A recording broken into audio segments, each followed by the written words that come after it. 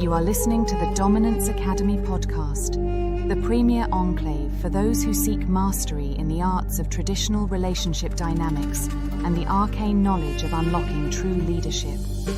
We will explore the influence of desire, the mysteries behind polarity, the darker pathways of intimacy, and now your host, Mr. Justin.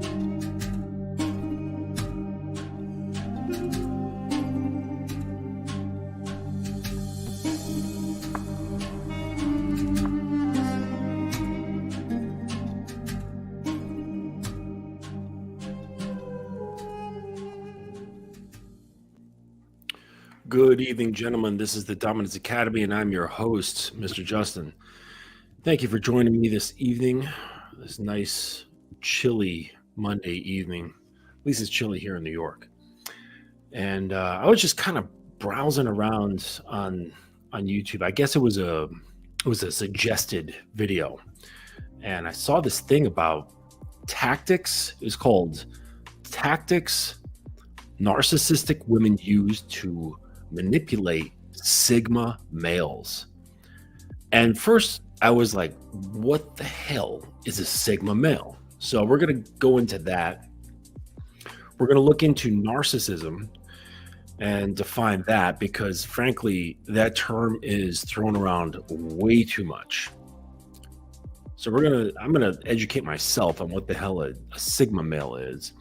And then we're going to look into narcissism, because frankly, that term is thrown around way too much at all for the as much it's used for. And I don't think people really understand what true narcissism is. And it's a pretty serious condition. And people just like, oh, well, they hurt me and manipulated me, and therefore they're narcissistic. It's like, it's a lot more complicated than that. So we're going to look into that just really briefly, and we're going to do this breakdown video. And so first, I'll tell you what's going on in the world of the Dominance Academy. We're working on a bunch of new books. So I'm working on, let's see, at least three books. And they're not going to be full-on length novels, but they are a series of books that are going to be geared towards getting people primed on the path of manhood and understanding themselves, how to be good when it comes to seduction and understanding desire and all the things that play into that from a very foundational level. Okay, so it's not about the specific tactics and skills. It's understanding who's doing it, which then makes the tactics and skills a lot easier. So it's a lot easier to perform something if you know who you are, or if you know who the person is who's doing it. It makes it a lot easier that way. So yeah, we got some books coming down the pike, and things are looking good. Working hard every day, and we'll get that going for you guys. And it's gonna be a nice entry point on the price. It's not going to be expensive at all for each of the books. And I wanted to do that so that we could get more people educated and not worry so much about lining my pockets. And because that's what's really important, is just getting guys educated and and making sure that they know who they are, or at least get them on a pathway to knowing who they are, so that things can progress for them more naturally and not having to worry about all kinds of weird shit, as such as manipulative women. So yeah, that's what we're going to be looking into then.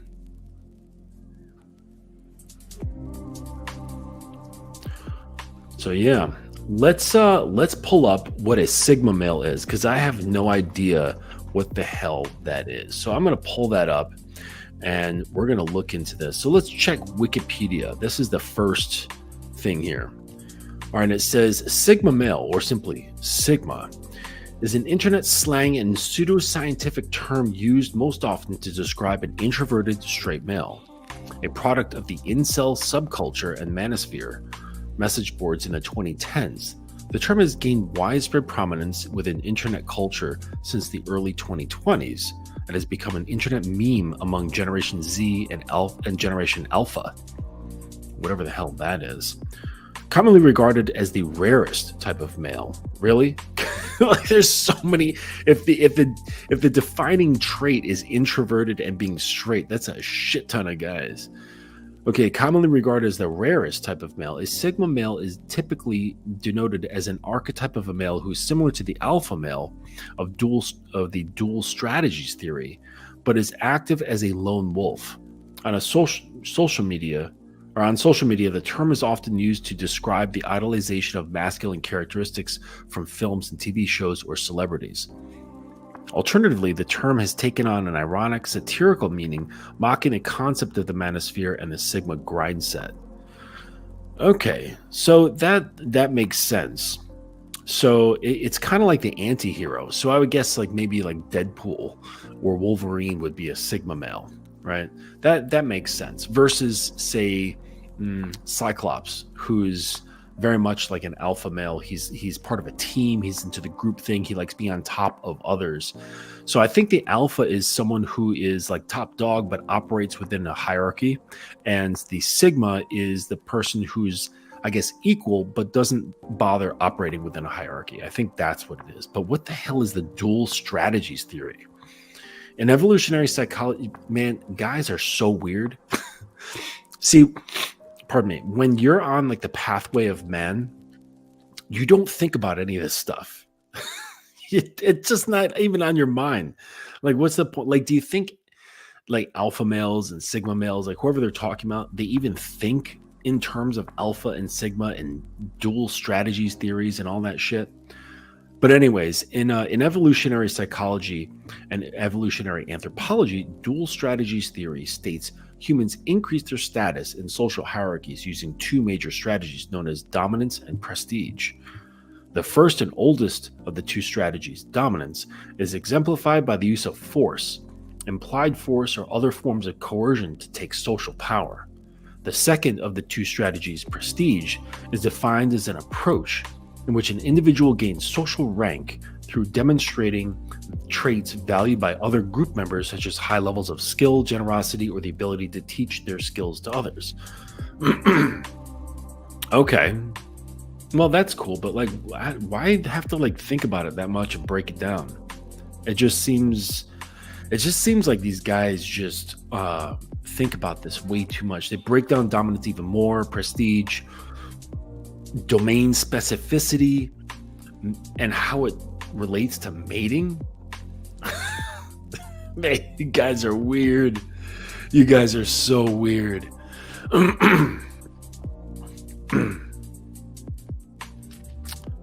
All right. Yeah. I guess if you're into sociology and you're writing papers or something like that, it makes sense. But I really just don't see the benefit of doing any sort of like research or thinking these terms.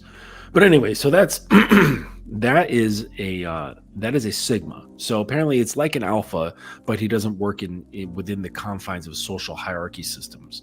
So let's look at NPD, narcissistic personality disorder. Okay, and let's go to Mayo Clinic. Maybe this has a. All right, so narcissistic personality disorder is a mental health condition in which people have an unreasonably high sense of their own importance. They need to seek too much attention and want people to admire them. People with this disorder may lack the ability to understand or care about the feelings of others. But behind this mask of extreme confidence, they are not sure of their self-worth and are easily upset by the slightest criticism. A narcissistic personality disorder causes problems in many areas of life, such as relationships, work, school, financial matters, etc. People with narcissistic personality disorder may be generally unhappy and disappointed when they're not given the special favors or admiration that they believe they deserve. They may find their relationships troubled and unfulfilling, and other people may not enjoy being around them. Let's see here. The treatment for NPD disorder centers around talk therapy, also called psychotherapy.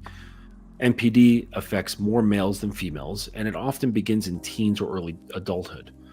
Some children may show traits of narcissism, but this is often typical for their age and doesn't mean they'll go on to develop NPD. Hold on.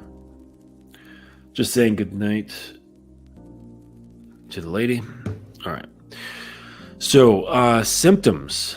They have an unreasonably high self-importance, feel they deserve privileges and special treatment, expect to be recognized as superior even without achievements, make achievements and talents seem bigger than they are, being preoccupied with fantasies about success, power, brilliance, beauty, or the perfect mate, critical of and look down on people who they feel are not important or inferior, take advantage of others to get what they want, expect special favors, have an inability or unwillingness to recognize the needs and feelings of others, be envious of others and believe others envy them, behave in an arrogant way, brag a lot, and come across as conceited, and they insist on having the best of everything. For instance, the best car or the best office or the best shoes, whatever. And they may not be able to handle criticism. They become impatient and angry. They have major problems interacting with others and feel slighted very easily. They have difficulty managing their emotions and behavior.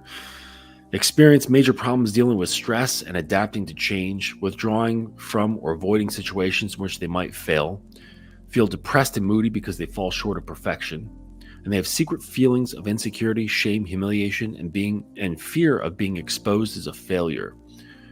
Well, shit, all that stuff just sounds like your average woman, huh? I'm just kidding. NPD is a very serious disorder. I'm just joking around. So yeah, there's the NPD and the Sigma male. You know, what's up, fellas? I see you guys in here. Uncle Guns, Kevin is in 7. Appreciate you, fellas. All right, so let's let me stop this music here, and we'll fire up this video. We'll just watch this for a minute. Holy shit, it's 20 minutes long. I'll try to make my commentary brief, so we're not sitting here all night. All right, present, share screen. All right, here we go. Watch out, guys, because not all the risks in love and life are obvious. Right now, a quiet problem is spreading as many men unknowingly fall under the influence of self-centered women. These men, often without knowing it, get caught in the harmful and controlling tricks these women play. Okay, but wait a second. We're talking about Sigma males, and we just define them as being alpha. So they're just alphas that are not part of a social hierarchy. So if they're so alpha, how are they getting caught up with, women and their manipulative tactics, huh? They struggle to escape an unseen but overpowering hold of control and emotional upset. And it's important to understand, even the most self-reliant and strong-minded men, including those who are very independent, can be affected if they don't know what to watch out for. In this video, I'm going to share 8 clever methods self-centered women use to manipulate independent men, right from their own strategies. It doesn't matter if you consider yourself a leader, a follower, independent, or anything else. These are warning signs all men should be aware of to avoid a life full of drama, letdowns, and chaos. Let's dive in. Let's do it. Number 1. They will purposely try to see what they can get away with. Okay, women in general want to see what they can get away with because they have to test to see if you are who you are, because in their experience, they've experienced a lot of non-men and they've experienced some men if they're lucky. So oftentimes the bulk of their experience is just fake dudes. And then the mask comes off, or the guy shifts, or he becomes very lazy or whatever. And then she's like, fuck, I just wasted a bunch of my time. So in order to prevent that from happening, they learn to test the males in their vicinity in different ways. Now, how you deal with that is going to determine how things move forward. Okay. And there's a lot of ways in which to do that. I teach many ways here on YouTube, and there's plenty of ways within the academy, one of which is bending them over your knee and giving them a swift spanking. But that's how I live my life. And things usually stop happening very quickly. Self-centered women often play a game where they test a man's patience. They keep pushing to find out how much they can do before the man has had enough. Men are extremely patient. This is part of having the mountain mind. Nothing moves you off of your square. Nothing moves a mountain. So, but that doesn't mean you don't notice things. It just means you're not emotionally moved. It's like they're looking for weak points, areas they can use to their benefit. For a very independent man, it's crucial to notice this behavior early in a relationship. If a woman is always trying to see what she can get away with, that's a big warning sign. For instance, she might decide to stay out late with her friends without telling you or explaining where she's been, This only matters if you're together, you're in a committed relationship, and you've made an agreement to check in. All right. This is something that I do with my woman. She has to tell me where she's going. She has to tell me about her appointments. She has to tell me when she's going to work, coming home from work, hanging out with friends, and she asks permission to make plans. This is something that we've agreed upon, right? If it's just some girl you're sleeping with every now and then, you don't have any right to knowledge of what she does in her life when she's not with you. Mysterious and not clear about her actions. This behavior is a clear test to see what she can do without being questioned, pretending to be secretive. Some independent men don't see this tactic for what it is. They need to stand firm in these moments, sticking to their principles and not allowing anyone to overstep their personal comfort zone or boundaries. Number 2, they will make you doubt yourself. Self-centered women. Men with a capital M cannot doubt themselves, and they certainly can't let some outsider make them doubt themselves, because that means their mind is more influential than your own mind. So this Sigma thing is sounding pretty weak, or he's not talking about Sigmas. I think he's talking about just self-sufficient guys who are of that, what did he say? Introverted types. Okay. So you're self-sufficient, introverted. That doesn't make you a dominant guy. That doesn't mean you got a vault for a mind, right? He's just talking about regular dudes here. Women often manipulate by making a man feel unsure about himself. How They is that pick on what possible? he's sensitive about, leading him to question his own value and convincing him that nobody else would see him as desirable. This strategy is meant to make the man feel like she's his only choice. It's a way to manage his feelings and keep him dependent on her. By focusing on what he's insecure about, she makes sure he feels he has no one else to turn to. This approach is all about keeping control over him and his decisions. Some very independent men might also get caught in this if they're not cautious. Falling in love can be overwhelming and sometimes blinds. It can be overwhelming. Listen, men don't fall in love. The only way that you feel like you're falling in love is if you have no emotional control, and if you have attachments that have nothing to do with love that make you think you're in love. I've explained this before. It's only until you actually can just simply hold a woman in the palm of your hand without grasping, allowing her to come and go, is the only actual time you can love her. All that shit that you think is love, when you're feeling that strong pull and you're thinking about her all the time and this emotional attachment and the hooks are in, that's not actually love. That's your issues playing themselves out in the guise of love. It's not really love. And then he says, and sometimes it blinds even the sharpest of us. No, you're dull as a fucking used crayon. Even the sharpest of us. When entering a new relationship, it's crucial for an independent man to look beyond the initial excitement and joy, which might make him overlook warning signs. That is true. Number 3, they won't admit they're lying, even if it's obvious. Ever caught someone clearly lying, and even with proof, they still won't own up to it? That's a classic sign of a self-centered person. All the more reason to bend them over your knee and give them a swift spanking. All right. Now, here's the thing. If she has respect for you, she's not going to lie to you. Right. Or if she's withholding something, she's going to be really, really good at not letting you find out. She's going to be really good because she knows you will dismiss her immediately. But if you do find her in a lie, there's punishment. Again, if she's not your woman, she doesn't deserve your punishment because that's extra attention. Yes.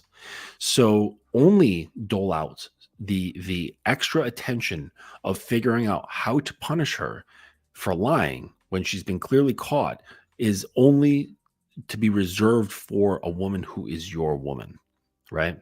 Nothing else. If she's just some girl you're dating, some girl you're fucking every once in a while, it doesn't matter. Let her do what she wants. All right. And if she's worked up to being your woman or your girlfriend or even your wife, all of this stuff should be already established. That clear communication needs to be present. Honesty needs to be present. And all the while where she's been campaigning to get in that position, you've been training her on certain behaviors with positive and negative reinforcement. This act is about trying to stay in charge. They will strongly deny doing anything wrong, dodging any responsibility for their actions no matter what. This approach can really frustrate anyone trying to show them the truth, as they change the story to fit their needs. By never owning up to their lies, they make sure they keep the advantage in any discussion, stopping you from feeling resolved or having the final say in any disagreement. This does not sound like a very strong man, whoever he's talking about. This is a calculated effort to maintain a position of control and dominance. Even very independent men can find themselves in this situation, so it's key that they understand what's actually happening with this behavior. Which goes to show, just because you're some hotshot in the world, or you're, independent, as this guy says,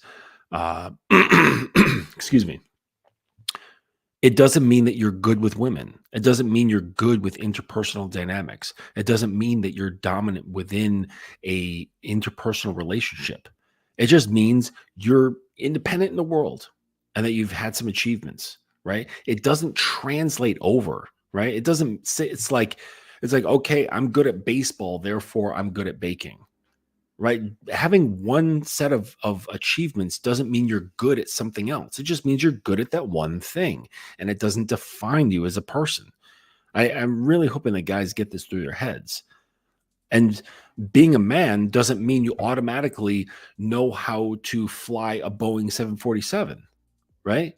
You're just, you are what you are, you know what you're at. It's these things don't like cross-pollinate like that. Number 4. They act like the victim when confronted. When called out for something wrong, self-centered women often pretend to be the victim, a common and annoying behavior. These women find it hard to take responsibility for what they've done. Instead, they change the story to make people feel sorry for them and support them. When someone points out their mistakes, they don't accept they're at fault. See, again, you will never experience this as a man if you have solid rules. If you're a solid dude, you stand by your principles and you are unwavering and your mind is like a goddamn fortress. This shit will never be experienced. I promise you. I promise you, train your mind and you will never experience this ever. And part of the training of your mind is never being afraid to let go of a woman and never being afraid to punish her. This is how you avoid all this crap. Instead, they come up with many excuses to explain their actions, making it seem like it's not their fault. This method is used to push away criticism and not admit to their wrongdoings. They choose to appear as if they are the ones being treated unfairly, instead of owning up to their mistakes and trying to do better. Ooh. This way of avoiding taking responsibility shows their manipulative side, something that very independent men should steer clear of.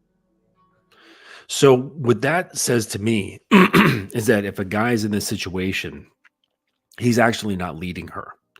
Because when you're in a relationship and you're leading a woman, you're actually bringing her closer to herself. And part of that has to do with looking in the shadowy corners. If she's unable to do this, two things might be at play. Either you're a terrible leader and not a good teacher, or she is so extremely resistant to you that you have no other choice but to let her go. And you can figure these things out pretty early on. Number 5. Shifting the blame. Self-centered women often change the story to make sure they're not blamed, a move that can be really baffling. Spanking. When a man calls out her inappropriate behavior, she's quick to turn the blame onto him. For example, if he mentions she's being mean, she might claim she's only acting this way because he's making her anxious. Wait. Did he just say if he claims she's being mean? Are we on like a playground or something? He's talking about Sigma. Well, he did say males. He's in the title. He's not saying men. Sigma males, according to the definition, these guys are like top dogs. They're just not part of a hierarchy. They're these like tough, badass lone wolves, right? That are characterized after like action heroes of like probably the 80s and 90s. Do these guys complain about being like where the woman's being mean to them? What? You're being mean to me. Like, first of all, she should know better to mouth off or not. She should know better. And you've already trained her of what's acceptable communication and what isn't. And when she steps out of line, there's a punishment. It's like, I just don't understand how this. I'm at a loss. It's a sneaky way of manipulating, yet it's something a lot of men fall for. They begin to question themselves and wrongly think they're the problem. Ah. This tactic is a typical way these women avoid taking responsibility and instead make others feel guilty, rather than admitting to what they've done. Number 6. They try to keep you away from your friends and family.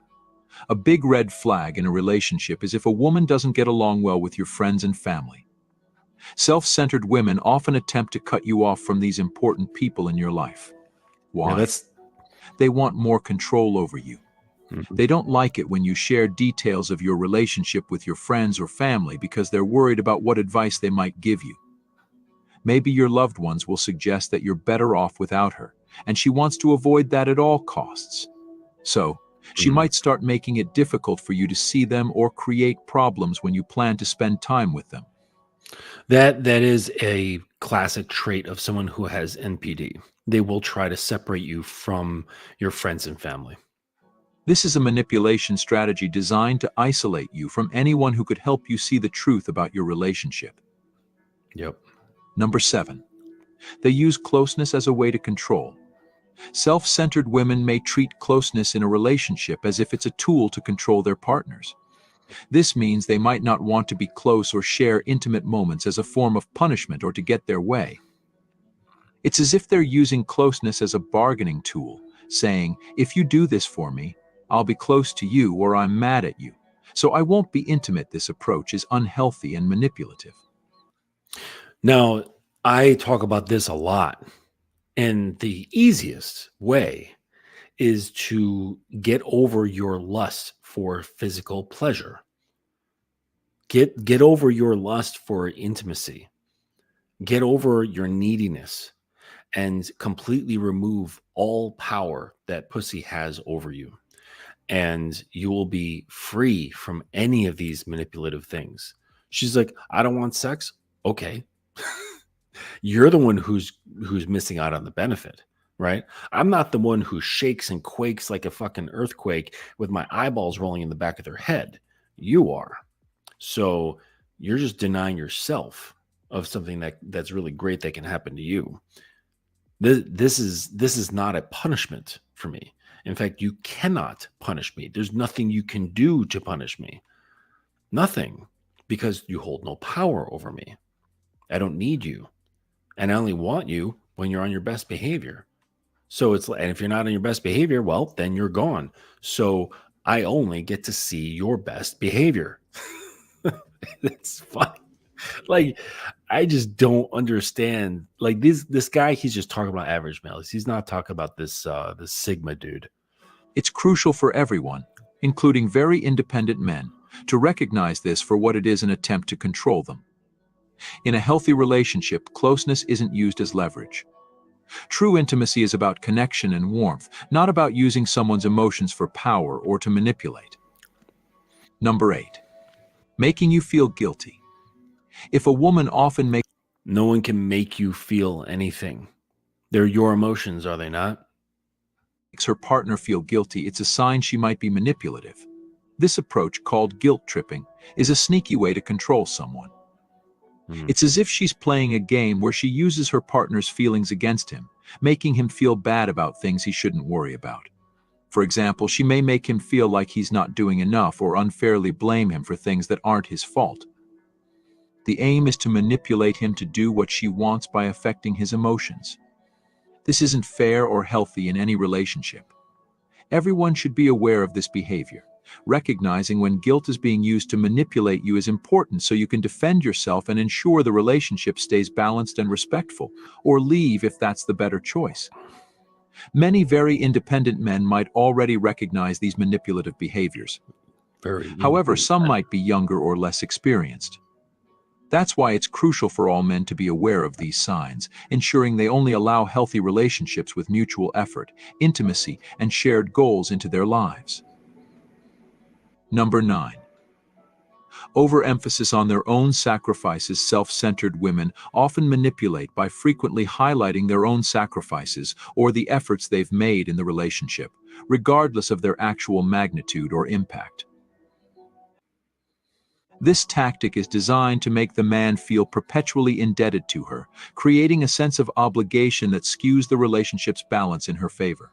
For instance, she might often remind him of the time she did something for him, regardless of how small or expected in a mutual relationship, and use this as leverage to demand more from him in terms of commitment, time, or resources. This behavior can lead men, especially those who pride themselves on fairness and reciprocity, into a cycle of trying to repay these exaggerated sacrifices, which can be emotionally draining and distracting from genuine issues in the relationship. Number 10. Creating a cycle of reward and punishment. This method involves a calculated approach to affection and attention, where self-centered women reward men with love, affection, or approval when they comply with their demands or expectations, and withdraw these rewards as a form of punishment when they do not. Well, that's what I do. Does that mean I have MPD? The unpredictability of this cycle can create an unhealthy dynamic where the man is constantly trying to decode what pleases her to avoid disapproval or coldness.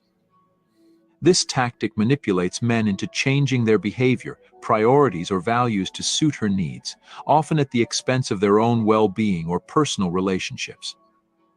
Recognize. See, I think this guy's just talking about weak males. He's talking about simps and weak males. Recognizing this pattern is crucial for breaking out of the cycle and seeking a relationship based on mutual respect and healthy communication. Number 11. Excessive jealousy and possession. A manipulative woman may exhibit extreme jealousy, not merely as an emotional reaction, but as a tool to control and restrict her partner's interactions. This behavior can extend beyond reasonable concerns, turning into accusations and demands designed to isolate him from other people, including friends and family.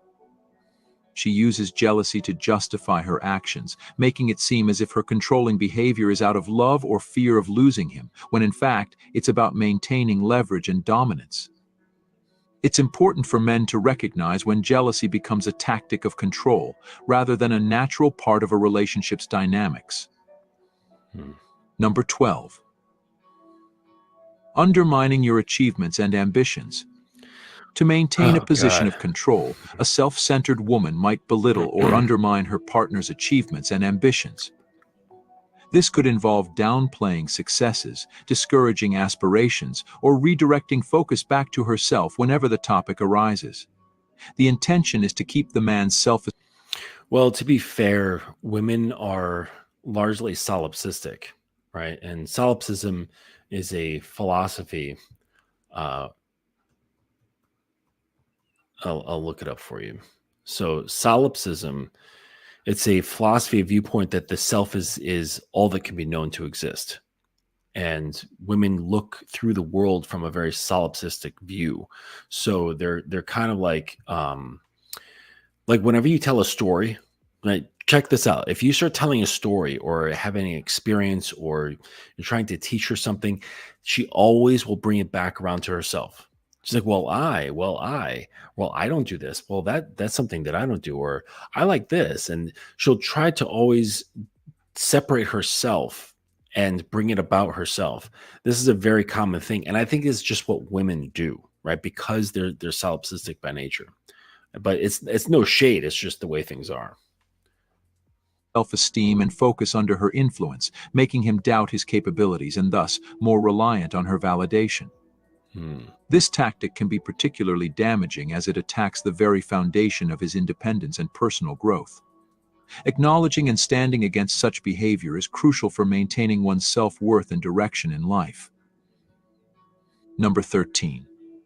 Utilizing gaslighting to undermine self-confidence.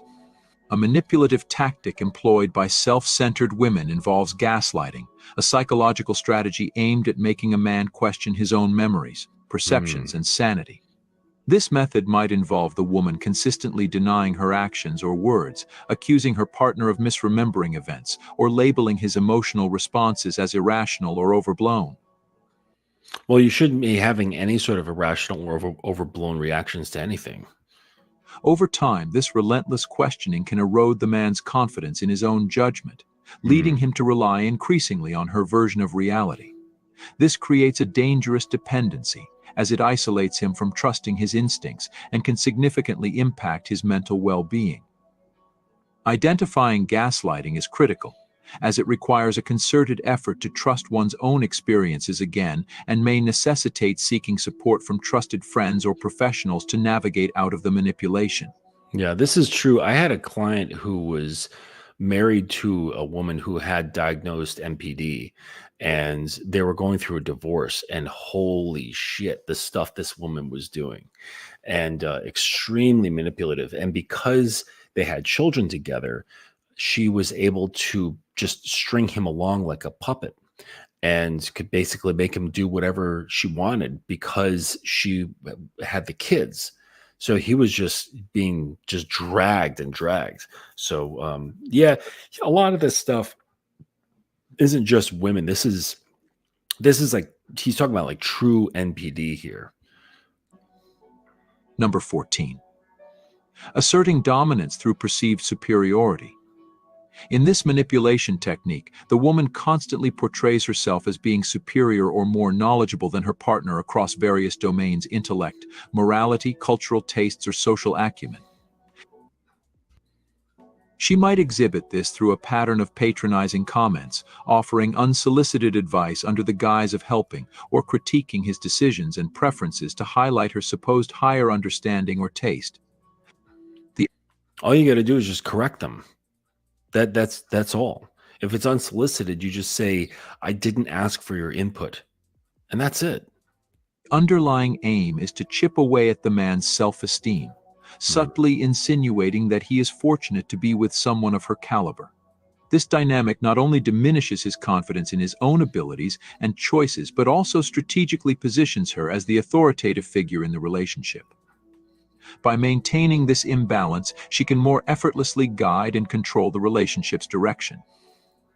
Recognizing this pattern is vital for restoring balance, as it involves acknowledging one's value and seeking a partnership based on mutual respect and equality. Number 15. Exploiting emotional vulnerability. A manipulative woman might take advantage of moments when her partner is emotionally vulnerable, using these opportunities to bind him closer and assert control.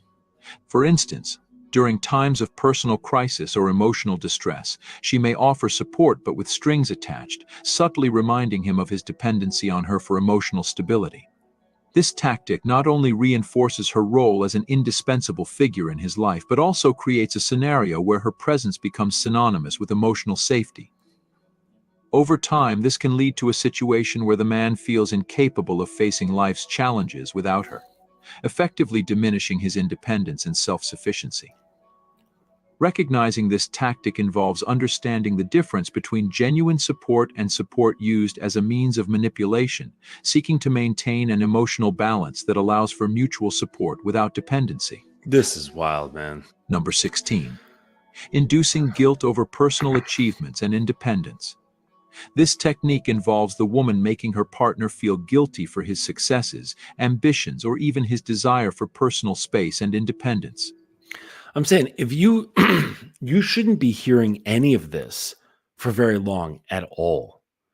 If you're in a situation with a woman and you're hearing guilt trips, you're hearing non-supportive language, you're hearing anything negative or support but with strings attached, you just dismiss her. It's that simple. It's really that simple. There's no woman that's so good that she's undismissible. There's no woman that's so hot that she's undismissible. They are all dismissible.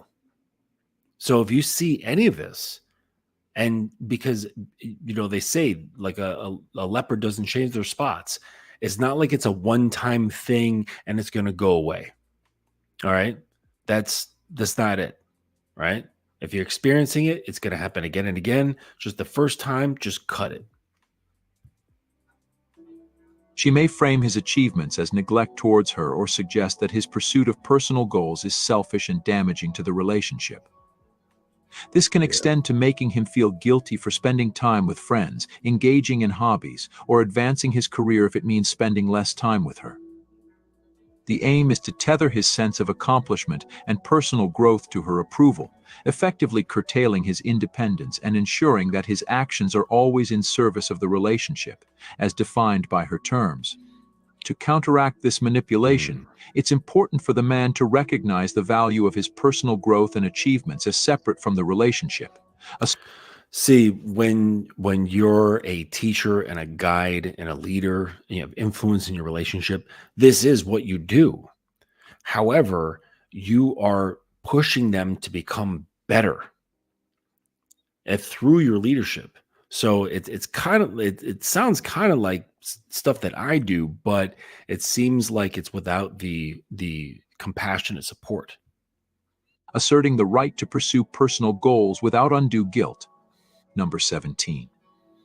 Creating. Because like I will hear out the personal goals of my woman, and I figure out ways to help her so that she is better equipped to reach those goals. And then there's milestones, and then you can set up rewards as a means of developing positive reinforcement so that they keep working towards those goals. Creating a debt of gratitude. A subtle yet effective manipulation tactic used by self-centered women involves creating situations where the man feels he owes her a debt of gratitude.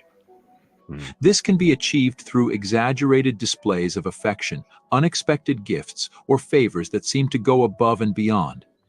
However, these gestures often come with strings attached, as they are not purely acts of kindness but rather investments to ensure future compliance and indebtedness.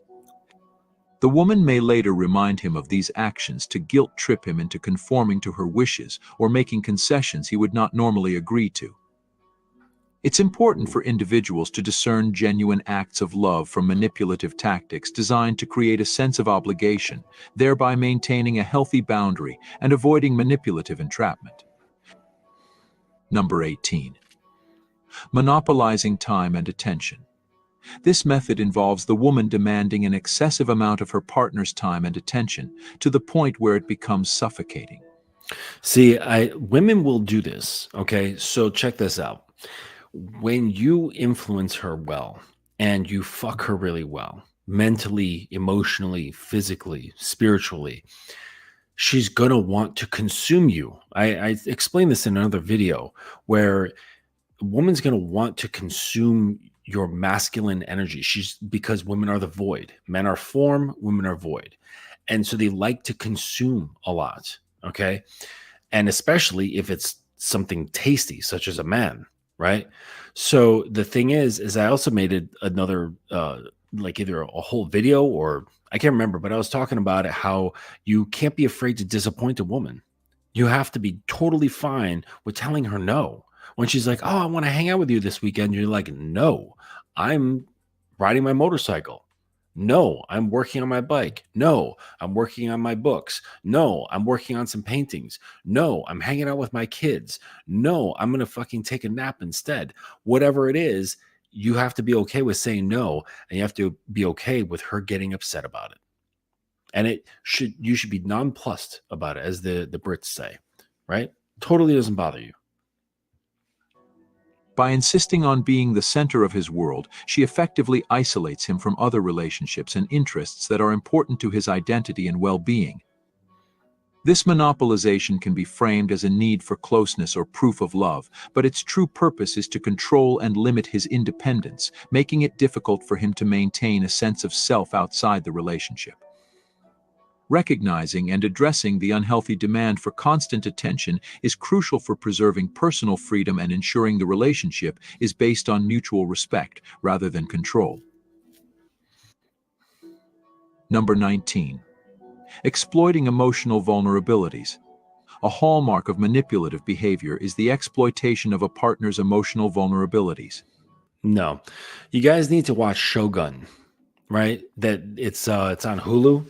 Yo, Shogun is the shit, and they talk about how a man has three hearts, and I think it's like the one heart he shows to the world, another heart that he shows to only like close family and friends, and one heart that no one ever sees ever. And that's where emotional vulnerabilities are. Like no one's going to see this, right? Like I said, men have a vault, right? It's a vault that only you have the key to, and no one else needs to have it. And, I can't say whether a woman will or won't manipulate these things, but it's on a need to know basis, whatever that is. And she doesn't need to know. It has nothing to do with the progress of the relationship. Progress of the relationship comes down to you and how you're leading and if she's following. It has nothing to do with you being vulnerable. It has to do with productivity. It has to do with openness. It has to do with growth, right? It doesn't have to do with you being vulnerable to her, right? What's that going to do? Nothing. Self-centered women might gather sensitive information about their partner's past traumas, fears, or insecurities under the guise of intimate sharing. However, instead of using this knowledge to support and uplift their partner, they weaponize it during moments of conflict or when they wish to exert control. This could manifest as bringing up past traumas to silence their partner, using their insecurities to belittle them, or threatening to expose their vulnerabilities to others. This tactic is especially cruel because it takes advantage of the trust placed in them by their partner. Recognizing and confronting this behavior is crucial for maintaining one's emotional safety and integrity within the relationship. Number 20. Creating a debt of gratitude. Manipulative individuals often employ the tactic of creating a perceived debt of gratitude in their relationships. This involves them doing favors, offering gifts, or providing support with the hidden expectation of something in return. These gestures are not driven by genuine kindness but are instead calculated moves designed to make their partner feel perpetually indebted to them. So the thing is that weak males will always be looking for that sort of thing. They're always going to be looking for the help of the mommy archetype. So a woman seeing this will just see you as a mark. She'll just see you as easy pickings, right? You're that lame animal in the group, or the young animal in the group that could just be easily taken out. Over time, this can lead to a lopsided relationship dynamic where the partner feels unable to refuse requests or set boundaries for fear of seeming ungrateful or owing something. It's important for individuals to discern the motivation behind their partner's actions and to establish a relationship dynamic where kindness and support are freely given, not used as leverage. Number 21. Inducing isolation from support networks. A common strategy used by manipulative women involves gradually isolating their partner from their support network of friends, family, and sometimes even colleagues. This isolation might start subtly, with negative comments about certain friends or family members, suggesting they have bad intentions or don't understand the relationship. Over time, she may escalate to making her partner feel guilty for spending time with others or creating situations that make it difficult for him to maintain these connections. Making feel guilty. By weakening these external relationships, she aims to become his primary source of companionship and validation, thereby increasing her influence and control over him. Recognizing and resisting this tactic is vital for maintaining a healthy and balanced life outside of the relationship. Number 22. Manipulating communication dynamics. Manipulative individuals often control the flow of communication within the relationship to suit their needs. Now, I've talked about in the academy, we go over what is known as frame control. It's not something weird, all right? It's been in psychology and communication for ages, and it's basically viewing what the reality that you're talking about. All right. So if you've ever watched a presidential debate, that is a battle for frame control. If you've ever gotten into an argument about something, that's a battle for frame control. Like any time where there's a singular subject and two people are trying to win the position of who's right, that is just frame control. So whenever you're interacting and there is some kind of tension, you're trying to assert who has the frame. And in these situations, within the academy, I teach not only the awareness of frame, but also how to turn it into your favor. And it's a really simple thing. Like once you understand the structure of it, it's really quite simple. And the only thing, the worst thing that guys have is that they just aren't educated. They don't know what they don't know. But once you're in the know and you can see and understand these things happening all around you, then you're like, oh, okay. So there's frame battles everywhere all the time. I mean, even the news itself is a type of frame control where they're saying this is what's happening in the world, right? And they try to portray it in a certain way in order to elicit a certain emotional response, a perception response, and a belief response. So take that into account. Again, your mind must be a vault, it must be a fortress in order to move smoothly in this world. All right, back in the video. It's almost. This can include giving the silent treatment as a form of punishment, overwhelming their partner with excessive communication when it serves to assert control, or refusing to communicate at critical moments to create anxiety and uncertainty.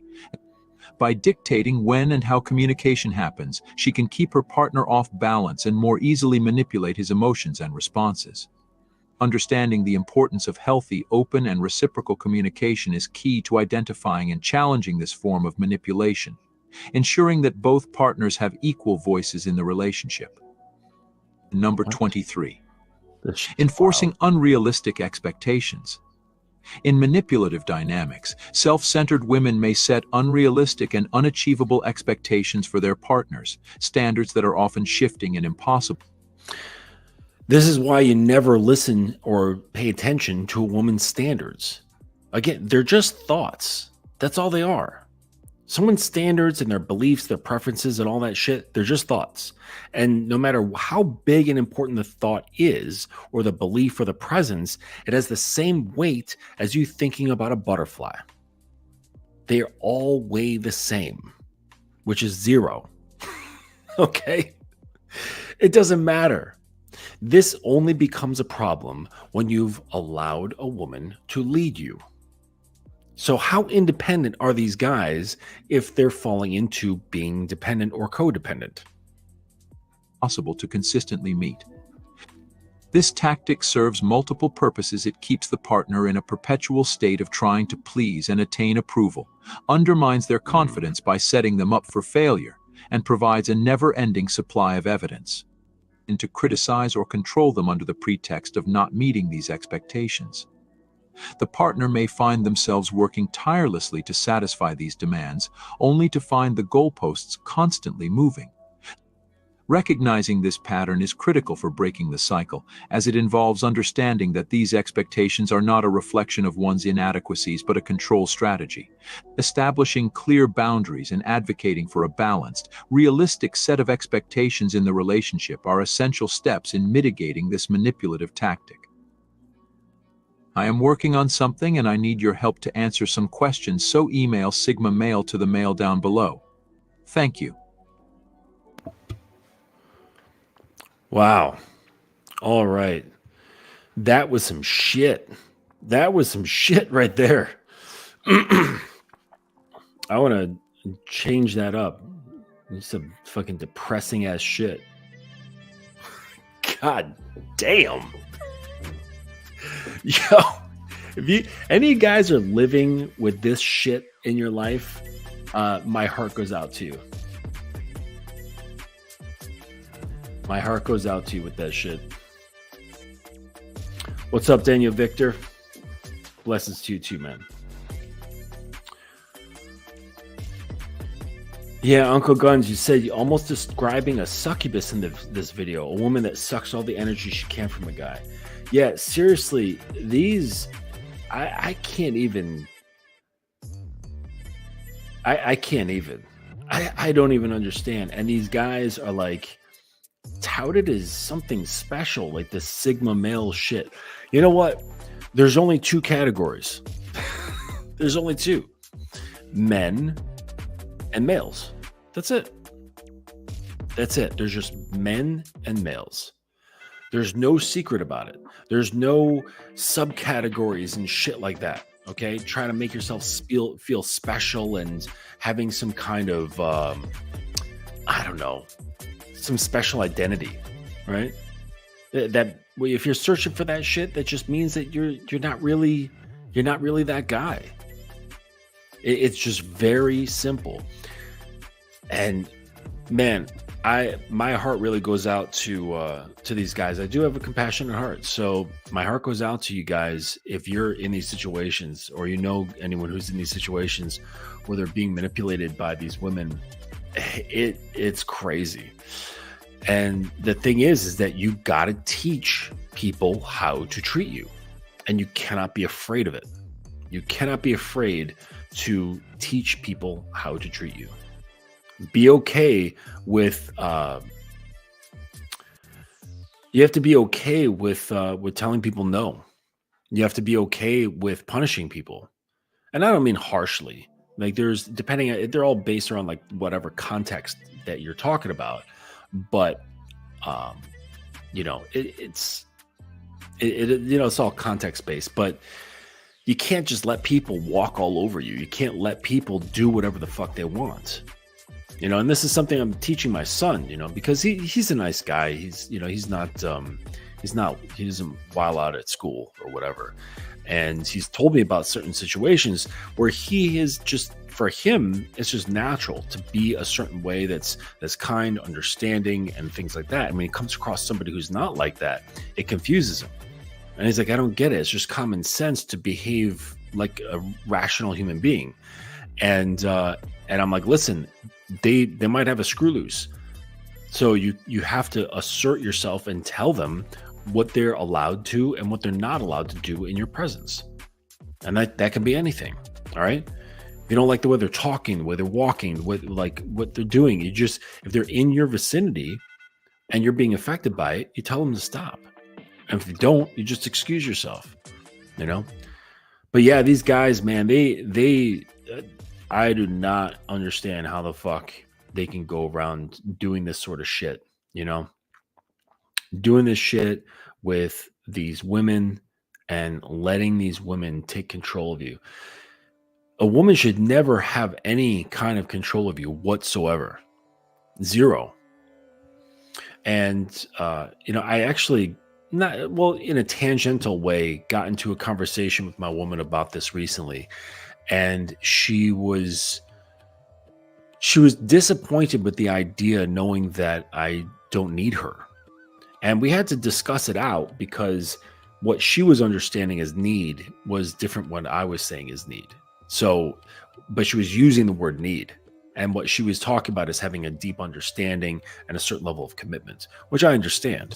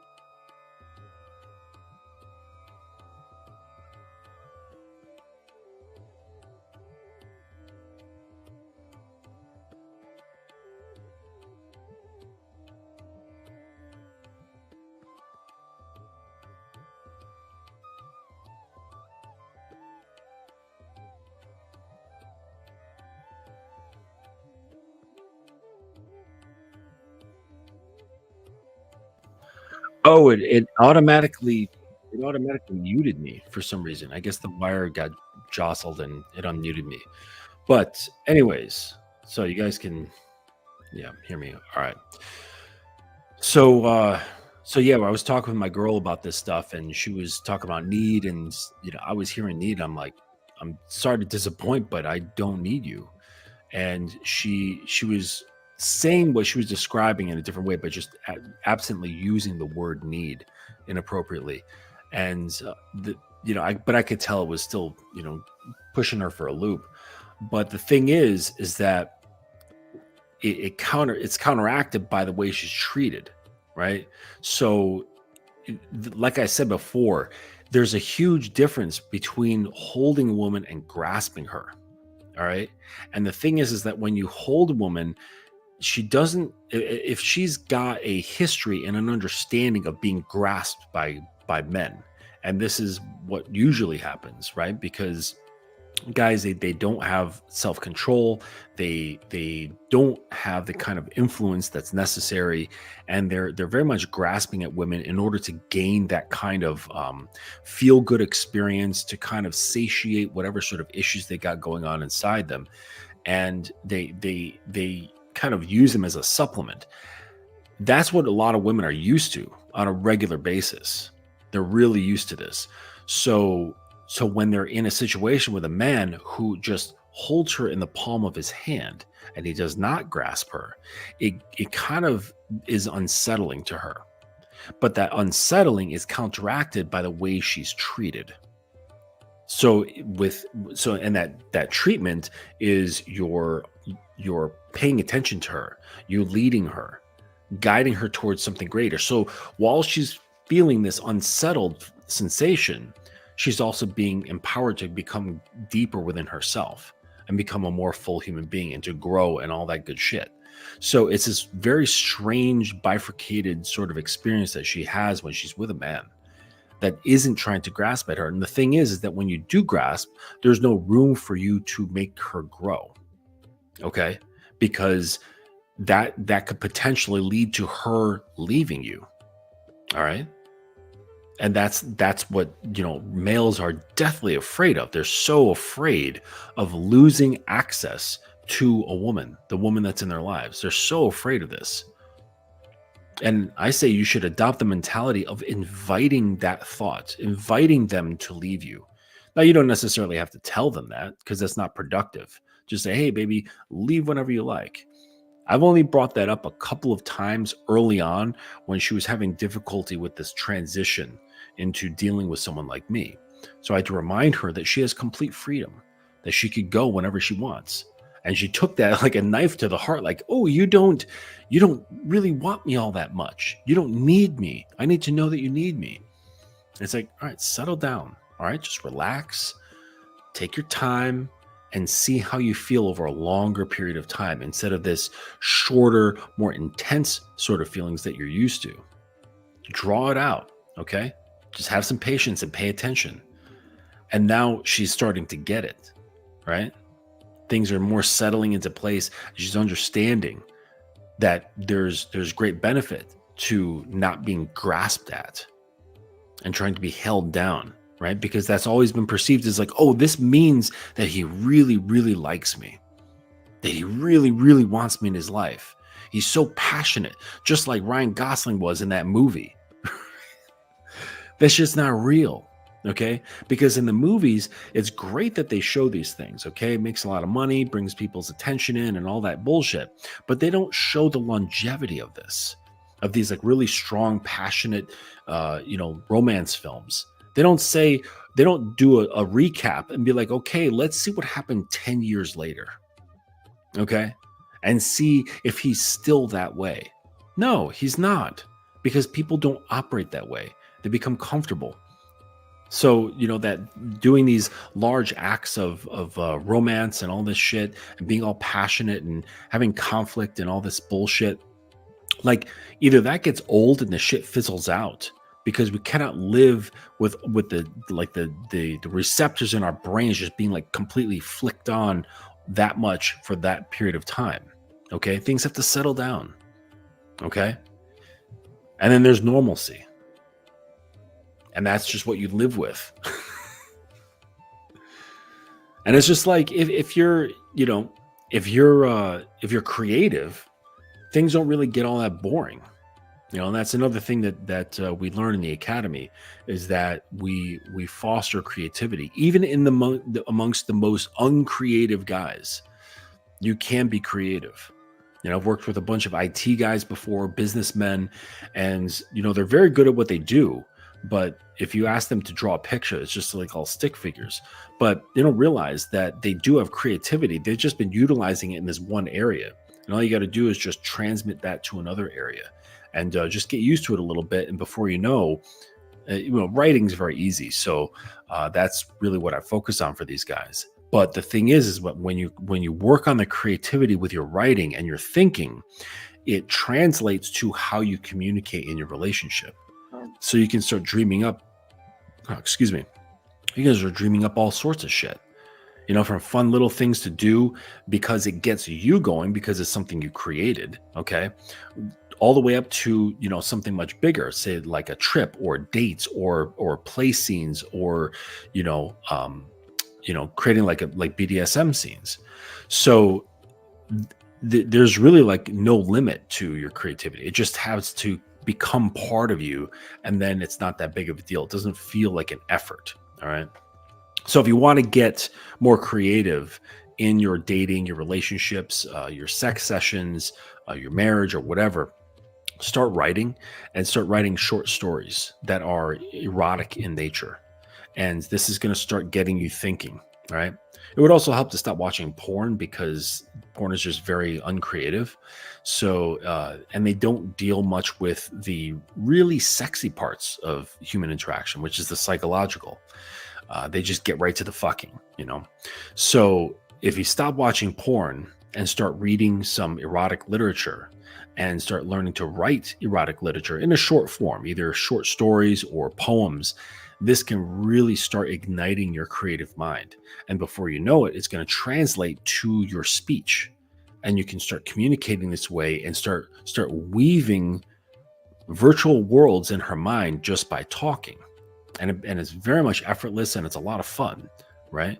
Much like someone who wants to learn how to be like a freestyle rapper and be able to throw down in a cipher. They spend a lot of time reading and writing and trying to amass like a huge library of not only just words, but phrases that kind of string together really well. And they just push so much shit into their head that when it becomes time to be in a cipher, they're just allowing the words to flow and string together into something really awesome. So it's approached in the same way, just with erotic literature. Okay. Mike, I see your comment here about the a man must focus on a higher purpose, not on a woman. Yeah, you're right. And the higher purpose for a woman is, the highest purpose for a man is himself. Right? Your purpose is to be a man. There is no other purpose, okay? Like the purpose of a bear is to be a bear. The purpose of a tiger is to be a tiger, right? The purpose of a frog is to be a frog. The purpose of a man is to be a man. It's not your vocation. It's not your career. It's not your passions. It's not your hobbies. It's none of that shit, okay? Those are awesome things to have, okay? And it's great to have goals within those realms. But the true purpose of a male human being is to become a man. That is it. That is your only purpose on this planet. Everything else can fall by the wayside, right? Because if you lose all of those things that you think is your purpose, be it like working in the community or your career or developing some sort of movement or whatever it is, this is all outside of you, all right? So what that means is that if these things crumble or disappear for whatever reason, then who are you? Then does that mean you have no more purpose? Right? What if you have like a nuclear fallout, okay? And your purpose is attached to something external from you. Does that mean you're aimless and purposeless now? You see, purpose goes much deeper and much more fundamental than that. That's where purpose lies. And this is why guys find it so easy, actually, to talk about purpose and to say like, I'm on my purpose, because it's not something you're on. It's something you are. Okay. So your purpose cannot be something outside of you. It's a fool's errand, and it's actually dangerous because of what I mentioned. Because if those things end, if something happens to your perceived purpose, then you're going to feel purposeless until you replace it with something else. So then just jump from, like a leapfrog from lily pad to lily pad. Okay, but the real deal is beneath the lily pads, all the way down through the water to the very bottom. That's where the purpose lies. That's where the real shit is. So yeah, that's some shit about those manipulative women and the so-called Sigma males, man. I don't know what the hell's happening out there. I just saw that in the Wikipedia, Generation Alpha. What the fuck is Generation Alpha? But these guys got it. I don't know what's going on. This is what I was talking about with influence. It's paramount that you guard your mind and you only put in things that you truly find valuable. And like I was talking with a guy, was it yesterday? Okay, he signed up for one of my free consultations, which, by the way, anyone is welcome to use, right? You just sign up. It's the link is in the bio of my Instagram. Links are provided in the YouTube descriptions, and so he signed up for his free consultation. I had some extra time, so we talked for a little while longer. And something he was telling me, and granted, he was young, he was 21, and he was telling me that his idol over the last couple of years was Andrew Tate. And regardless of my opinions about Andrew Tate, the fact that he had an idol of another man boggled my mind. Like, why isn't your idol you? Right? So you're taking your attention, your respect, your reverence, perhaps your love, your loyalty, and you're aiming this at someone else. Why? I never understood that. I never understood, like when I was a kid, I had a friend who was obsessed with baseball. I mean, he still is to this day. In fact, he's one of the guys who loves baseball so much that he joined one of those like antique leagues or like vintage leagues. Like basically they have like recreated uniforms of what they wore in like the 1940s or whatever, when baseball was like super, and they're like beige and really baggy, and they take black and white photos of each other and shit like that. And it's wild, right? It's like right up in there with like the Civil War reenactment dudes. And so yeah, it's like this really like old school baseball thing, and he's like way into it. And when we were kids, because I met him, I've known him since I was like 5 years old, and he's just obsessed with baseball.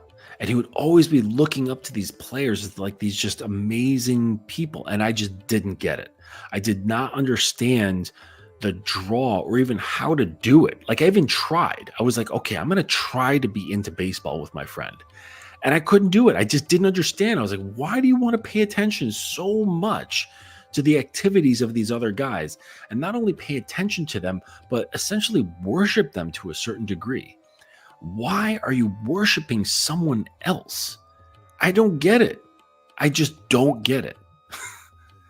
I've got no shade against people who are religions. I see a lot of great things that come from people who take religion seriously. But I still don't get it. I don't understand how you can not only, like, baseball is one thing. Okay, you've got like an actual person there, and you're like, oh my gosh, that player is really great, and I love everything about them. But now you're talking about this like entity that you can't even see or hear or feel or smell or taste, none of it. And you have all this worship and love and respect and honor for. Okay. Now, if that's what works for you, fine. I'm not, making any sort of criticism. What I am saying is I don't understand it. I don't understand how that's possible. To worship, take all that energy that you put forth towards someone else where you could be putting it to yourself in a way that uplifts you, that brings you to a greater sense of self. I don't understand it. And so he was telling me, he's like, I love, it's like, I used to be like a huge Andrew Tate fan. And I don't understand how that's possible. How do you get to the point where you are idolizing another man? It just blows my mind. And then at the same time, they go around on the other side of that coin and they want to be idolized as a man by a woman. How are you going to do that if you're expending all of your energy towards somebody else? How is she going to learn to do it? Again, we train people how to treat us. So if you're taking the energy of honoring, worshiping, and loving yourself and putting it towards another person, okay? I'm not talking about your woman. I'm talking about like some dude, okay? Or some concept or some group or some organization or whatever, okay? And it's not being done to yourself. How is she going to learn to do that? That I don't understand. You have to teach her how to do it by you being the example, right? And that's how she learns. That's how you teach her without teaching her. It's that easy, Yeah, Mathis, yeah, I know it's faith. And at times, see, like I was raised in a secular home. Okay. So I never like grew up as a child hearing this stuff, and my mind never got imbued with all these concepts and these beliefs. So when I hear people talking about this, this magical relationship with God and this, experience they have with this and that religion, I'm almost envious in a way. But not because I feel like I'm missing out on something, but that they have an understanding of a certain something that I cannot possibly understand. No matter how much reading I do or questioning I do or hanging out with religious people or whatever, I will never gain whatever it is that they have, because it's something that started with them a very long time ago, right? And I can't just choose like, oh, I'm going to just like, buy a faith membership. You know what I mean? Like it just doesn't work that way. So, it's just, it is what it is. Hey, what's up, Daniel? Good to see you here, buddy. Yeah, we're talking about you. So yeah, I don't understand how you, how you had a faith based around Andrew Tate, but, no shade on you, man. You're a young dude. It's cool. I'm not criticizing you. I'm just bringing it up as an example of my confusion around worshiping someone other than yourself. And it doesn't have to be to the level of, some of the things that we talked about or that we reviewed in the video about being narcissistic to the point where you are negatively impacting others. Okay. That's when things get too far. Okay. And, and requires treatment. But, it's yeah, that's far beyond, but I don't understand. So if you want respect and adoration from a woman in your life, you have to teach her by having respect and adoration for yourself. So do you have, let's look at it.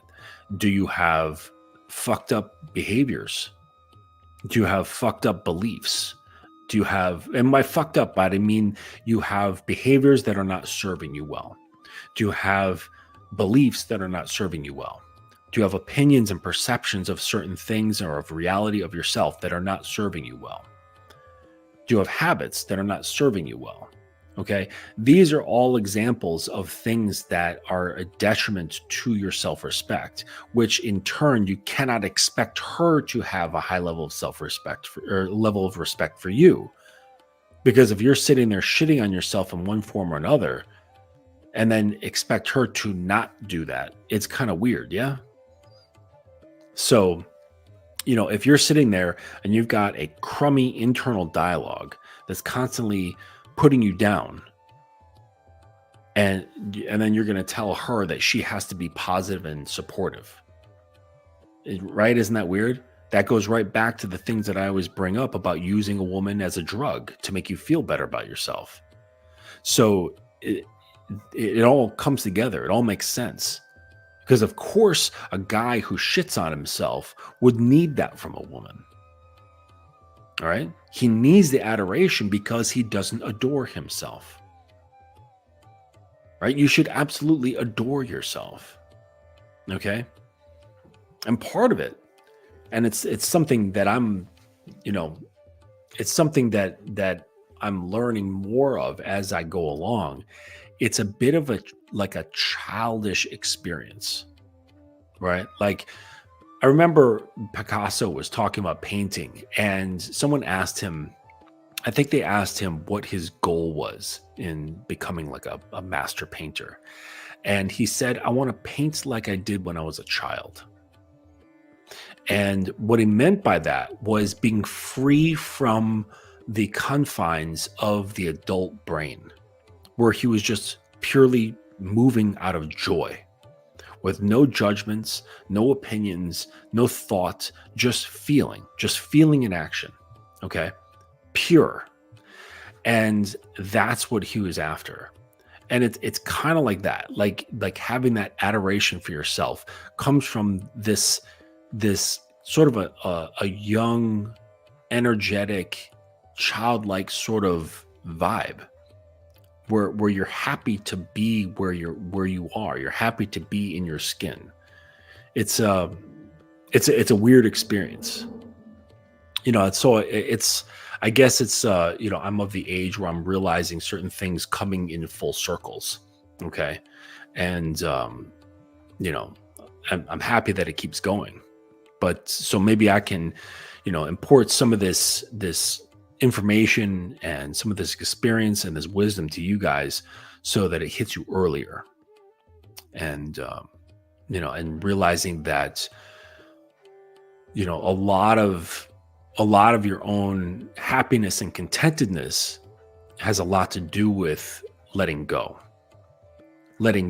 of all sorts of shit. And so because I've noticed like old people, like really old people, 70s, 80s, 90s, they're either really fucking grumpy, okay, or they're really, really happy. And I think it's because the really happy people have just let go. They just stopped giving a shit, right? And that relieves so much weight when you stop giving a shit. Okay, and that's actually going to be a chapter in one of the upcoming books about how to not give a shit.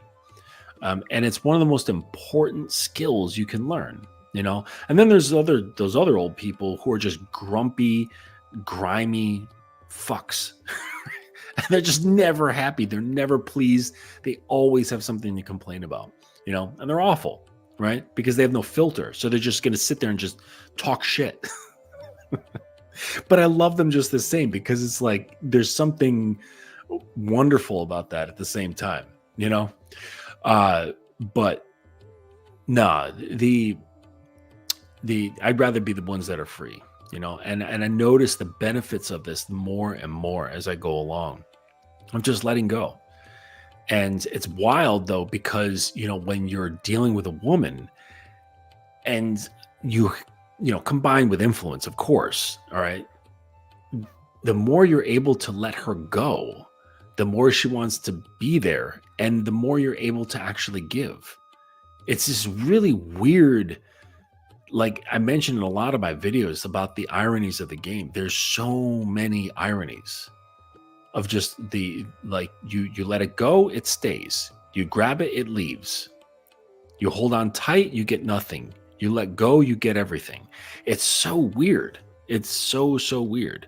And so I'm hoping that, younger guys can try to internalize this and gain some benefit from it, because the young man's experience is terrible. It's terrible for most guys out there. Really, really bad. And they're suffering, Yep. Dan, you're saying here, yeah, you used to be a fan of Andrew Tate, but I realized that I can't be a fan of a grown-ass man, especially if I'm a grown-ass man as well. Yeah. Yeah, there's some way that, you can have respect for somebody, but it's when respect turns into idolization. That's when it gets weird, right? When you start looking at someone as your hero, and it's like, wait a second, why aren't you your hero?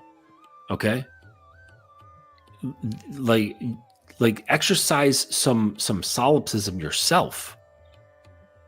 Consider your own mind as the only mind here, right? So that's like the big solipsism argument, right? So I could break it down to you that just play along, for example, that you are the only active mind in reality, and everything else here is just a simulation. Okay, your brain is in a vat somewhere with all these electrodes sticking into it, and it's in a room, and there's aliens around or something like that, or robots, and they're just playing around, and you're the only human brain in existence, and all the rest have died or never even been created. You're the only one. Okay, and this whole shit, including everything you can feel and experience, and your five senses plus your thoughts and everything, memories. It's all just programmed in. All right. And there's really no way to prove that that's not happening. Right. And that's the problem with solipsism. Right. You hit a wall with solipsism, but you can import some of the solipsism into your own experience and say, like, look, I am the center of this reality, your reality. You're the center of your reality. So you can then learn to become more of your own central character. Okay. And then once you become your own central character, well, then, you can start to make changes. You then become the character as well as the director. Okay. And then that's when things really start taking off. All right. So I've been going on for about an hour and a half here. If you guys have any questions, you can drop them now. Yes, Mike, Wu Wei. Yes, effortless action. Yep.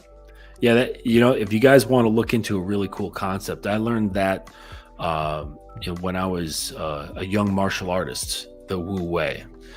And it's a really, really cool concept. So do some research into Wu Wei. But yeah, interesting video this evening with those guys. I'm glad I came across it. It's like sometimes you find exactly what you need and, have something to talk about. Because frankly, when you're on my side of the street, it's like everything's so simple. All the answers just seem so simple. And I realize on the other side of the street, I take it for granted that I'm not there. Okay. And so things seem very confusing. So talking about things again and again, like ad infinitum, it just seems like it's super, super redundant. And it's just like, it's really simple. Just become a man. Become a man. Stand on principles. Have a mountain mind. Protect it like a fortress. Work out. Eat healthy. Create goals. Track your shit. Don't be afraid to say no. Like, it's really simple stuff, right? And then, eventually you look in the mirror and you're like, I fucking love that guy, right? I mean, you should still do that. But, it'll be easier when you start seeing certain progresses, keeping track of things. And, it's funny. We keep track of so much. You keep track of all the bullshit that you have in your life. Okay. But when it comes to your own development, looking at the progress that you're taking in your life, it's like guys just veer away from that. It's like, oh, why worry about that? You know, it's really weird. Really weird. Like, you should be taking stock. You know, take stock on a quarterly. See where you're at. Do an assessment. You know, how do you feel about your life? How do you feel about yourself? Have you made any goals? You know, short-term, mid-term, long-term. Have you created an action plan to meet any of those goals? How consistent have you been? Okay? It's not hard. It really isn't. The only shit that makes it hard is your feelings. You know, we've got you know, some stuff in the academy about how to fuck your feelings, how to chop it up like fucking chum to feed to the sharks. You know, it's you know, and once it makes sense, once it's laid out, it's really not that hard. You know, like, being a man isn't hard. The only thing that makes it hard, again, is just your feelings. You know, once you realize that your feelings really don't matter, they're just another tool of your experience as a human. That's it. Okay. Then things get a lot easier. A lot easier. But I imagine at some point in the future, someone's just going to create a drug, or there's going to be some sort of implant, and they just flick it off. You know, like, have you guys seen Halo? Yo, I think it's on, what is it on? Oh, it's on Amazon Prime. Halo, the show, is very good. I think they just finished the second season, and that shit's badass. Now, I don't know. I'm not like a Halo person. I don't know the history and the story. I never played the games, but it's really good. I just wish they used a different actor for Master Chief. He's got his really goofy face, and his like eyes are really close together, and he's got this really big long nose. He reminds me of those what are they called, proboscis monkeys, right? With those monkeys that have a really long schnoz. He just reminds me of one of those guys. He doesn't look like this like domineering, commanding fucking Master Chief. You know, I'd expected somebody just like who's just colder looking and more chiseled and square faced, you know. But anyways, it's a really good show. But the apparently the Spartans, they have an implant that they can just switch off their emotions, and that's partially what makes them so you know, fearless in combat, you know. So I imagine something like that's coming down the roads, you know. So for those of you who can't cope and do it on your own, you know, maybe our grandkids or something like that, they can just you know, just flick off their feelings and become more productive. Yeah, Mathis, check it out. They got two seasons. So cool, man. Yes, thank you, Daniel, for coming through. I know you're all the way over in the Philippines. And you know, Mike, good to see you. Mathis R, Uncle Guns, of course, King Soul of Power. And oh, you got a question here. You said, what's the difference between following a tutor and worshiping someone? That's a good question. Worship involves your emotions. That's really the only major difference. Okay. You know, where there's a thing like following is just listening. Okay. Like where they say, okay, go over there and pick up the chair and move it onto the other side. Right. That's just listening. Okay. That's following someone. There's a difference between that and if you have reverence for this person and you're worshiping them and the guy says, go pick up that chair and put it on the other side. And the other person's like, oh yes, master. And they're like either they're doing it in this, you know, physical way, this sort of performative way, or they're feeling that way inside, even though they're doing this. So they're all excited and, you know, they're just feeling this, oh, this is such a great way I can serve, you know?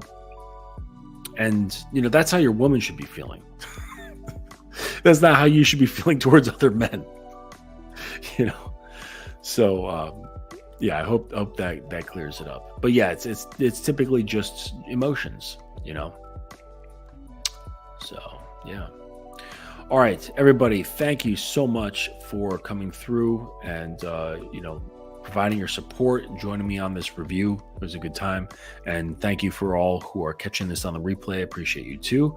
And if you could, give it a like and share it with somebody who you think would enjoy this video. Send it to a friend or whatever, or any of my videos for that matter. And, we can start growing this channel faster and faster. And if you'd like to get information on the training at the Dominance Academy, just get in touch with me on IG or shoot me an email at justin@thedominanceacademy.com, and we'll set up a free call for you for 30 to 60 minutes. And we could just chop it up and talk about whatever you'd like. And if you have questions or any curiosities about what I'm doing at the Academy, you can go over to thedominanceacademy.com and check out what's going on over there. All right, until next time, I'll talk to you guys on the flip side. Take it easy.